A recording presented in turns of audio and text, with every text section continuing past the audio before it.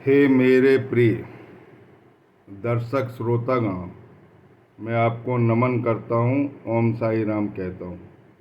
मेरा उद्देश्य ये है कि जो भी दर्शक और जो भी श्रोता इन कथाओं को सुन रहे हैं वो हृदय में आत्मसात करें और अपने जीवन के कल्याण के लिए सदैव सद्गुरु का चिंतन करें।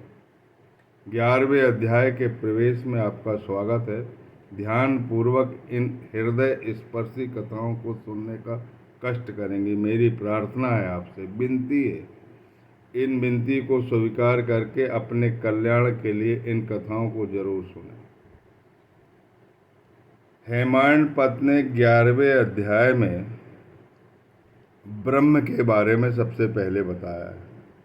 जैसा कि हमने पहले कहा था कि हम आपको डॉक्टर पंडित द्वारा पूजन, हाजी फाल्के सिद्दीक पर साईनाथ की कृपा और पंच प्राण तत्व पर बाबा की विजय, इनको बताएंगे। और इनके बताने के पहले यह बताना जरूरी है कि ब्रह्म क्या है। मैं हेमाडपंत की लेखनी को, उनके विचारों को, जिन्होंने इतना परिश्रम करके इस साई सचरित्र में हमको ज्ञानवर्धक चीज़ें उपलब्ध कराई है, उनके चरणों को कोटि कोटि नमन करता हूँ। उन्होंने बताया कि संसार में ब्रह्म एक ही है। ये दृश्यमान जगत, जो कुछ हम देख सकते हैं, ये अदृश्यमान जगत, जो हम नहीं देख सकते, जड़, चेतन और इसके बाहर भी कोई जगत है, सब ब्रह्म है। ब्रह्म के अलावा कुछ भी नहीं है। यह ब्रह्म चैतन्य भी है और जड़ भी है। इस ब्रह्म को लोग सगुण उपासना करने में दिलचस्पी लेते हैं और कुछ निर्गुण उपासना करने में दिलचस्पी लेते हैं। गीता के 12वें अध्याय में लिखा है, हेमाडपंत आगे लिखते हैं, आगे बताते हैं कि गीता के 12वें अध्याय में लिखा है कि सगुण उपासना सरल और आकर्षक है, क्योंकि मनुष्य शरीर में है, आकृति में है और उसे आकृति की पूजा करना अच्छा लगता है, बोलना बताना अच्छा लगता है, वार्तालाप करना अच्छा लगता है। ऐसा लगता है कि यह प्रतिमा हमारी प्रार्थना सुन रही है। इसीलिए उनके हृदय में भक्ति स्थान बना लेती है, प्रेम स्थान बना लेता है और उसमें उत्तरोत्तर प्रगति होती रहती है, तीव्रता आती जाती है। और भक्ति जब इतनी परिपक्व हो जाती है, उसके बाद वह निर्गुण ब्रह्म की ओर जाने लगता है। हेमाडपंत कहते हैं कि सगुण उपासना से ही श्री गणेश करना अति उत्तम है। और जब हम सगुण उपासना से परिपक्व हो जाएंगे तो निर्गुण ब्रह्म को जान जाएंगे। संत तुकाराम महाराज कहते थे, मैं जानता हूँ कि तुम निर्गुण, मैं जानता हूँ कि तुम कण कण में हो, मैं जानता हूँ कि तुम हर जगह व्याप्त हो, सर्वव्यापक हो, लेकिन मैं जिस आकृति में तुम्हारी पूजा कर रहा हूँ, पंढरपुर के विट्ठल की आकृति में, उसी आकृति में मुझे दर्शन दो। तो ब्रह्म को दया आती है, ये निर्गुण सत्ता को दया आती है और उस आकृति में आकर आपकी मदद करने लगती। तो किसी को आकृति का पूजन अच्छा लगता है और किसी को निराकार पूजन अच्छा लगता है। पर पूजन जब प्रारंभ करते हैं, भक्ति जब प्रारंभ करते हैं, भगवान से प्रेम जब लगाते हैं, तो आकृति से ही स्टार्ट करना सरल है, ऐसा हेमाडपंत ने कहा है। और वास्तव में यथार्थता यही है।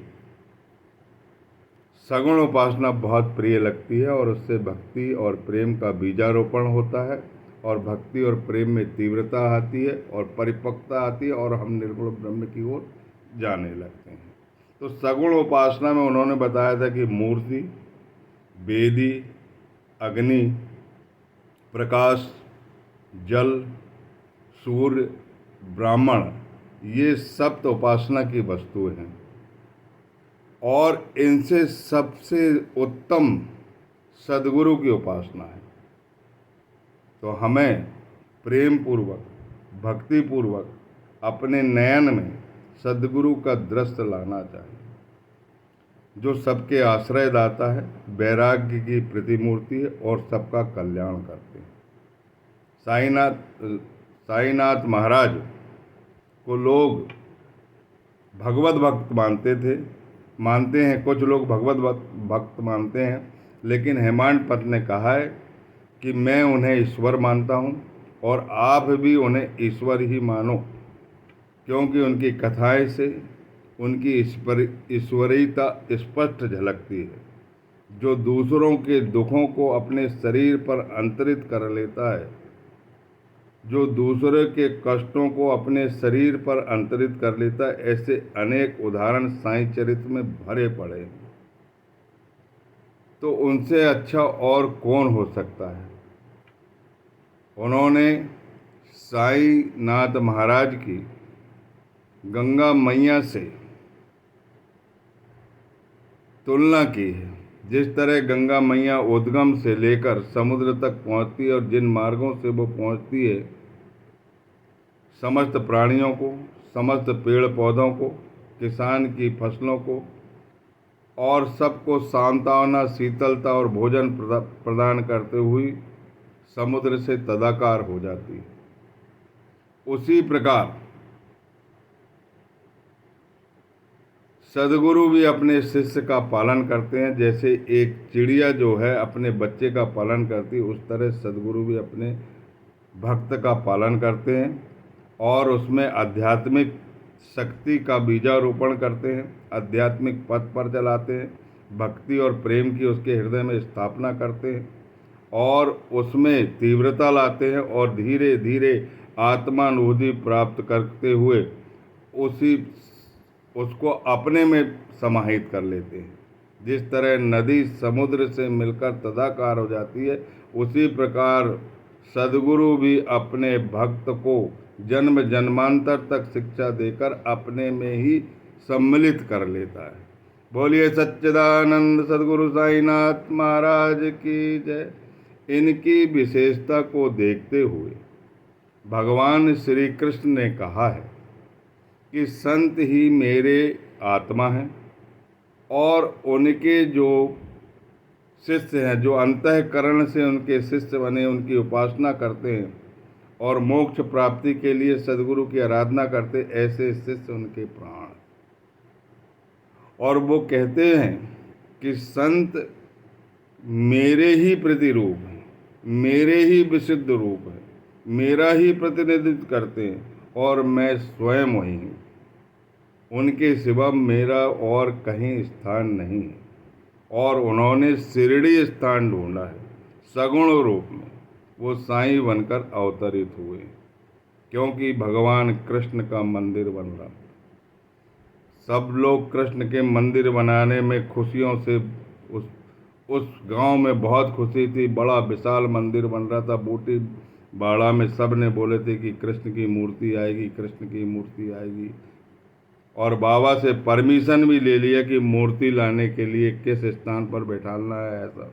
और क्या चमत्कार हुआ, क्या विशेष चमत्कार हुआ कि बाबा स्वयं बैठ गए और सब के सामने मुरलीधर बनकर बैठे हुए। इससे बड़ा उदाहरण और कौन सा हो सकता है। बूटी की, जो नागपुर के बूटी थे, जो करोड़पति थे उस समय, और उनकी सारी निधि सार्थक हो गई।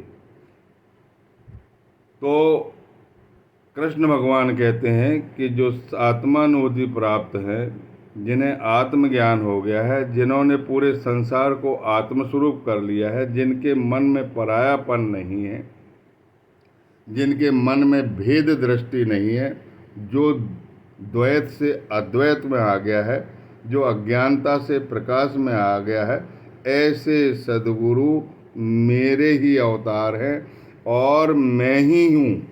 मैं ही उनके हृदय में रहकर सारे काम करता हूँ। इसीलिए भगवान कृष्ण ने ऐसे संतों को अपनी आत्मा कहा है और ऐसे शिष्य को अपने प्राण कहा है। तो हेमाडपंत कहते हैं कि सगुण ब्रह्म के रूप में श्री साईनाथ महाराज सद्गुरु की जो उपासना है वो अपनी इच्छा के अनुकूल भक्त लोग करते थे और उसमें कोई प्रतिकूलता नहीं आना चाहिए, और जो जिस भाव से पूजा करना चाहते हैं उसको वो पूर्ण करते थे। इसी क्रम में हम अगली कथा में बताएंगे कि डॉक्टर पंडित ने उनके माथे पर त्रिपुर पहली बार लगाया, और क्यों लगाने दिए साईनाथ महाराज ने। किसी की हिम्मत नहीं हुई थी अभी तक लगाने की, लेकिन उन्होंने पहली बार जाकर लगा दिए त्रिपुर, और उनके माथे पर त्रिपुर बनता है, और आज भी उनकी त्रिपुर लगाकर ही उन पूजा होती है। और त्रिपुर उनके माथे पर आज भी उनकी छाया चित्र पर लगाया जाता। जब वो देह में थे जब भी त्रिपुर लगता था, और अभी भी त्रिपुर लगता है। और इसका प्रारंभ डॉक्टर पंडित ने किया था, जो तात्या नूलकर के मित्र थे। और इस कथा को सुनाएंगे हम।